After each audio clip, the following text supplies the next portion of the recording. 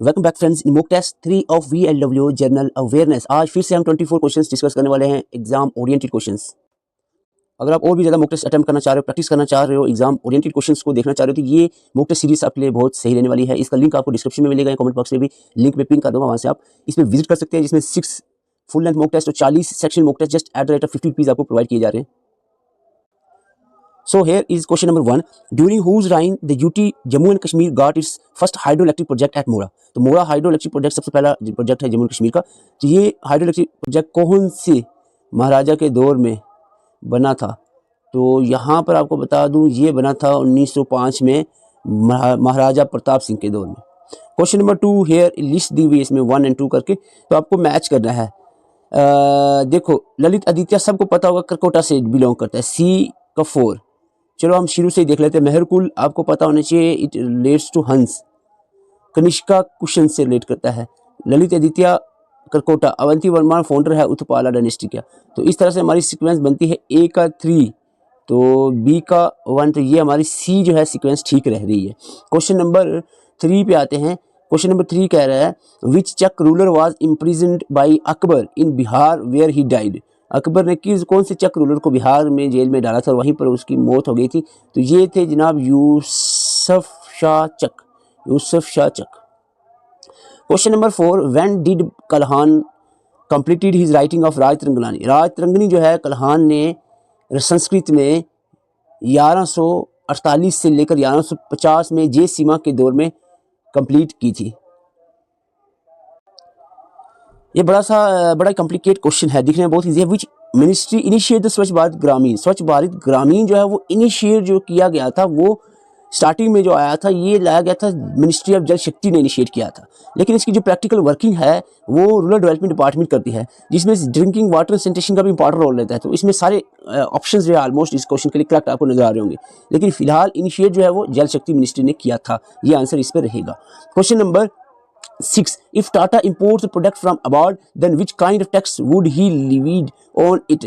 अगर टाटा बाहर से एक्सपोर्ट करता है प्रोडक्ट को, तो कौन सा टैक्स इस पे लगेगा? ओके, तो यहाँ पर जो टैक्स लगेगा that is custom duty tax लगेगा। Question number 7, which of the following country have common frontier with the Indian state like Uttarakhand, Uttar Pradesh, Bihar, West Bengal, Sikkim? कौन सी ऐसी कंट्री है जो इन सभी स्टेट्स, जो हमारी स्टेट्स है उत्तराखंड, यूपी, बिहार, वेस्ट बंगाल, सिक्किम, इनसे बॉर्डर जुड़ा हुआ है? कौन सी स्टेट है? जल्दी बताए, ये कौन सी स्टेट हो सकती है? ये जो स्टेट है, ये जो कंट्री है दैट इज नेपाल। नेपाल का बॉर्डर इन सभी हमारी इंडियन स्टेट से जुड़ा हुआ है। Question number 8, which of the following statement is true? Polity पे क्वेश्चन आता है। यहाँ पर कहा जा रहा है कि इन बैरूबरी के Supreme Court has said that preamble of the Indian constitution not part of constitution. क्या ऐसा है? इन केशवानंदा भारती के Supreme Court has said that preamble of the Indian Constitution is a part of the Constitution। ठीक है, इसमें कहा part है। preamble of the Indian Constitution has been taken from the Constitution of Canada। ये तो गलत है, हमें ट्रू चाहिए है, ट्रू। ओके, तो ये आंसर इसका रहता है केशवानंदा भारती केस में। जल्दी से आंसर देते हैं। तो बहुत ही अच्छा क्वेश्चन है, कोई भी स्टेटमेंट इसमें करेक्ट नहीं है, जल्दी से देख लें कोई भी स्टेट। तो इसका आंसर रहेगा none of the above. Question number 9, the Border Security Force BSF has launched which operation on J&K international border to curb the infiltration? Infiltration को रोकने के लिए ऑपरेशन अलर्ट जो है चलाया गया था, operation alert. Question number 9, who was the founder of Kashmiri shawl? Jammu and Kashmir में अगर हम देखें कश्मीरी शॉल को फाउंडर कौन है? सबसे पहले कश्मीरी शॉल किसने यहाँ पर स्टैब्लिश करवाए? तो ये थे Zainul Abidin. Question number 11, which of the following is an important type of embroidery work of Jammu and Kashmir? तो एम्ब्रॉयडरी वर्क की बात करें, फुलकारी, सोजनी, कशिकदरी, तो ये तीनों किस्म के एम्ब्रॉयडरी वर्क जम्मू कश्मीर में देखे जाते हैं। Question number 12, which river is known as Vitasta in Sanskrit में वितिस्ता कौन से रिवर को कहा जाता है? संस्कृत में झेलम को वितिस्ता कहा जाता है। ये क्वेश्चन चाहे दिखने में सिंपल है, लेकिन ये क्वेश्चन पूछे जाते हैं। How many schedules are in Jammu and Kashmir reorganisation act? Jammu and Kashmir reorganisation act में 5 शेड्यूल हैं। क्वेश्चन नंबर 13 के बाद 14, as per which article of Indian constitution UT of Jammu and Kashmir shall be administration? तो Jammu and Kashmir UT as Puducherry की UT की तरह administration की जाएगी। ये आर्टिकल 200 239A के तहत होता है, 239A।